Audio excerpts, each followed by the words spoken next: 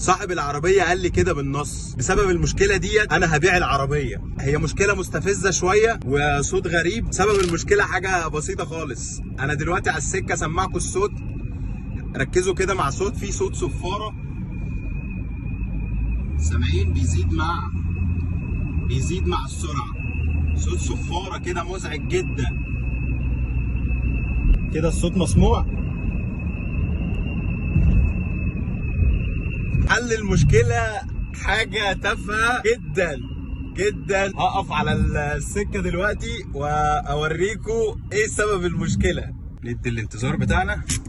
ايه سبب المشكله بقى في الاخر؟ دي كده سبب المشكله. دي مكسوره فبتدخل صوت هنا، بتعمل صوت صفاره عالي جدا. نشيلها ونجرب دلوقتي مع بعض.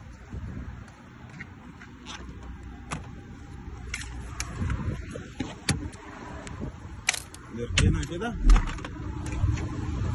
دلوقتي. بعد ما شلناها صوت صفاره رخم جدا، تحس ان هو جاي فعلا من الداير بتاع الازاز. يعني فعلا تحس ان هو جاي من الداير بتاع الازاز. قالوا له المشكله في الازاز، فالراجل ما عندوش مشكله، شال الازاز رماه.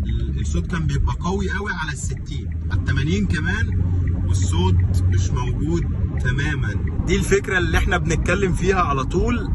فكره التشخيص الصح، وابدا اشك في حاجه واحده واحده خالص. اشوفكم في فيديوهات جايه كتير. دي كانت حته صغيره من المش مهندس. سلام. وانا مش بتاع كيا وهونداي، بس جالي سبورتاج فيها المشكله دي، فما ينفعش ان انا اقول له لا يعني.